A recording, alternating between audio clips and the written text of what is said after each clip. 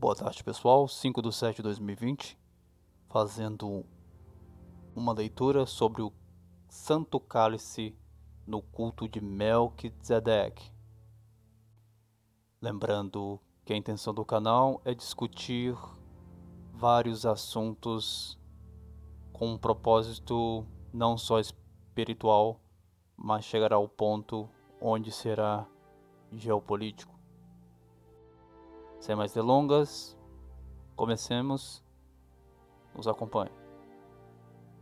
De acordo com os ensinamentos de JHS, essa visão é uma visão da sociedade brasileira de obiose. A conclusão é sua, da informação.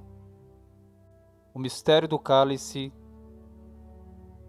tem sua origem oculta no planeta Vênus, que em sânscrito se denomina Shukra.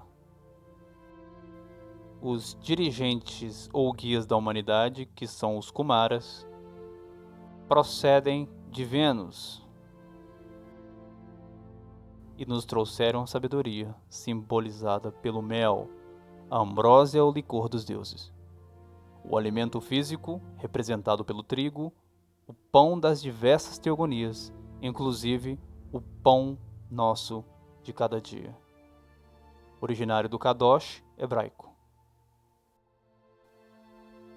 E a lei kármica, ou de causa e efeito, simbolizado pela formiga, o inseto capaz de destruir o esforço construtivo do homem. Formiga. Diz a tradição esotérica que, no apogeu da raça Atlante, o chefe dos anjos rebeldes, Lúcifer ou Vênus, tomou expressão humana. Tornou-se o imperador temporal do continente maldito, cuja capital era a cidade dos telhados resplandecentes, edificado pelos taurinos, no caso Turânios ou Taurânios, que significa a mesma coisa, donde o radical Taurus, signo zodiacal de Vênus, com o concurso das subraças Tlavatlis e Toltecas, e que, devido à hierarquia de seu rei, era fiduciária da árvore da ciência, do bem e do mal. Como eu tenho que selecionar, falar, nem sempre a dicção vai ser correta, mas o texto está aí, e como eu sempre indico, se quiser ler por si mesmo, basta baixar o volume, que dá a mesma intenção, o conhecimento apresentado que importa. Continuando, segundo o Sefer Enoch, o livro esotérico dos judeus, houve anjos que quiseram descer do céu para amar as filhas da terra. Gênesis. Porque naqueles dias, quando os filhos dos homens se multiplicaram, nasceram-lhe filhas de deslumbrante beleza. E quando os anjos, os filhos do céu, as viram, por elas se apaixonaram, e eles diziam entre si: Vamos, escolhamos esposos da raça dos homens e procriemos uma raça de heróis. Lembra dos gigantes. E os anjos rebeldes, em grupos de 222, nenhum número é colocado à toa e nada na espiritualidade. Por isso, falamos tanto deles. Desceram à terra de Erech, tomaram as filhas dos homens e ensinaram-lhes todos os mistérios dos céus relacionados com a ciência do bem e do mal. O que eles te ocultam é que o homem não comeu só a árvore do conhecimento que Deus era mau. Era o conhecimento do bem e do mal. Revelaram-lhes as ciências secretas. Ensinaram-lhes como conservar a beleza e usá-la para dominar os homens. E eu rio porque bem real. Deram a seus filhos forças para conquistarem a terra. E os giborins, filhos dos anjos rebeldes e das mulheres da terra, escravizaram os povos. O clamor dos homens chegou ao trono do Eterno, que designou Micael, chefe supremo das milícias celestes, para dirigir a obra de redenção dos anjos rebeldes a fim de libertar a humanidade.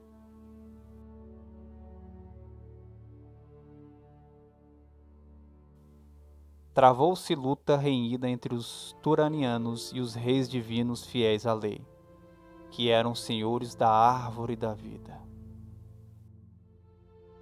cujo sacerdócio era praticado na 8ª cidade Atlante, denominada Shambhala. Desse sacerdócio, conhecido na tradição judaico-cristã como sacerdócio ou culto de Melquisedeque. Sedeque é também o nome do planeta Júpiter, e vocês vão entender mais para frente, quando a internet, as coisas se estabelecerem aqui, a ligação dos planetas, o culto dos planetas como forças, inclusive na árvore da vida, na Cabala, e você vai diferenciar quem é quem. Alguns falam e dão nomes e ligações de maneira indevida a essas forças, a esses planetas. Continuando, Sedeque é também o nome do planeta Júpiter, que se identifica com o eterno nome Jove ou Jeová, Dove, Júpiter. Isso dá uma confusão que a gente vai mostrar pensamentos diferentes justamente para você chegar a uma conclusão. E aí eu posso até dar a minha opinião pessoal, mas a ideia é justamente expor diferentes pensamentos ou semelhantes. Resultou que o próprio Eterno, em forma avatárica dual, com os nomes de Moisca e Moíses, trouxessem a mensagem redentora dirigida aos povos fiéis e aos revoltados. Foram eles escolhidos nas malhas do rei rebelde e ritualisticamente sacrificados. As carnes dos avatares gêmeos, lembrando que gêmeos também é uma constelação, não à toa aparece, foram manducadas, deglutidas pelos principais chefes da revolta. Deglutidas, literalmente comidas, devoradas, que com esse rito bárbaro pensavam poder imortalizar-se. Alguns ainda acham isso, remanescendo aquele ato ritualístico, ainda hoje na antropofagia de algumas tribos selvagens, mas já sublimado na Eucaristia instituída por Jesus. Apesar de ainda haver, segundo o texto, já foi sublimado na Eucaristia instituída por Jesus. O sangue da geminidade sacrificada foi então recolhido num grande cálice, dando assim origem ao mais santo de todos os ritos, que é o Santo Graal, e que foi repetido outras vezes na humanidade, sendo o mais conhecido o que se deu durante a tragédia de Gólgota. Lembra-se que fizemos um vídeo introdutório sobre o Gólgota, em que, segundo a tradição essênia, José de Arimateia, súdito de Herodes, que se achava em Jerusalém no dia do martírio de Jesus, de quem era discípulo às ocultas. Lembrem-se do vídeo, se você não viu, veja, sobre Jesus era um iniciando. Nada aqui é dito que não se encontra no final das conclusões das coisas. Comprou de Simão, o leproso, a taça que fora usada pelo mestre naquela memorável ceia de despedida. Depois peticionou a Herodes que, em troca de serviços prestados, lhe concedesse os sagrados despojos pregados na cruz. Naquela taça, José de Arimateia recolheu o sangue e a linfa que fluíam do ferimento aberto no flanco divino pela lança do centurião romano. Lembrando que ele foi perfurado. Segundo os ensinamentos do nosso venerabilíssimo mestre, a taça do Santo Graal, depois de percorrer as 7 igrejas do Oriente citadas no Apocalipse de São João, entre parênteses, Éfeso, Esmirna, Pérgamo, Tiátira, Sardo, Filadélfia e Laodiceia. Fecha parênteses. Iniciou seu místico retorno ao Ocidente.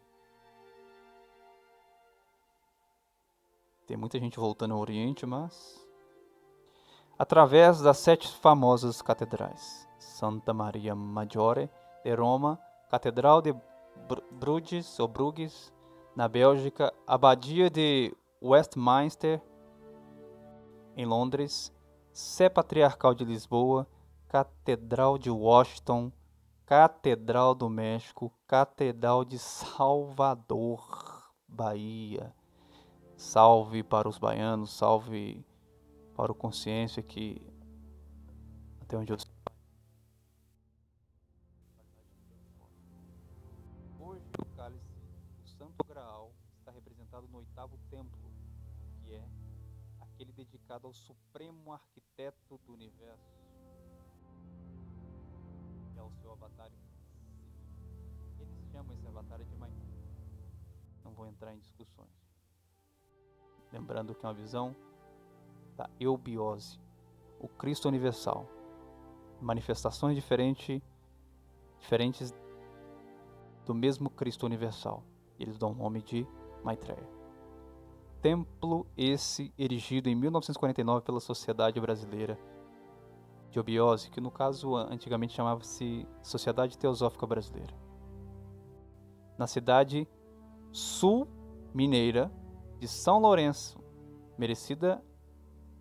merecidamente apelidada pelo genial Rosso de Luna de capital espiritual do Brasil.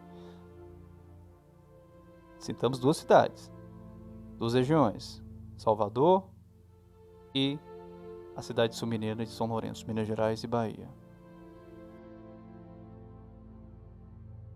Se soubesse a força do Brasil e por que ele é tão atacado, entenderiam e lutariam mais pela terra, não por patriotismo, simplesmente por justiça. Sendo o nosso país predestinado a ser o berço da nova civilização. Isso Chico Xavier também fala sobre o Brasil. Melhor teria dito capital espiritual do mundo. Conclusão pessoal de cada um. Quando de sua inauguração em 24 de fevereiro daquele ano, no ato cerimonial, o professor Henrique José de Souza, nosso pranteado diretor espiritual e cultural, proferiu um discurso de transcendente significação, no qual aqui é oportuno transcrever alguns trechos mais diretamente relacionados com as expressivas alusões de René Guénon acerca do culto de Melquisedeque, o rei do mundo. Não vou ler essa parte, para o vídeo não ficar maior ainda. Vou passando devagarzinho, você quiser ler, você acaba dando pausa nas partes, começando por agora, começando por aqui. Como que você tiver interesse, vai pausar, vou passar mais rápido.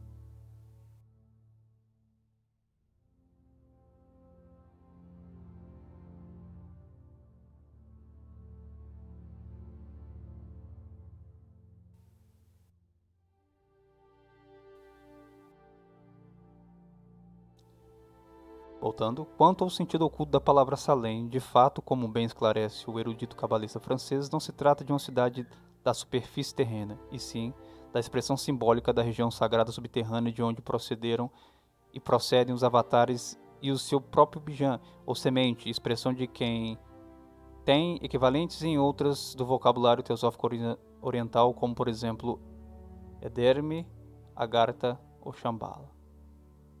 sempre com base nas revelações de JHS, e lamentavelmente com seu recente desaparecimento da face da Terra, emudece a voz do Vane.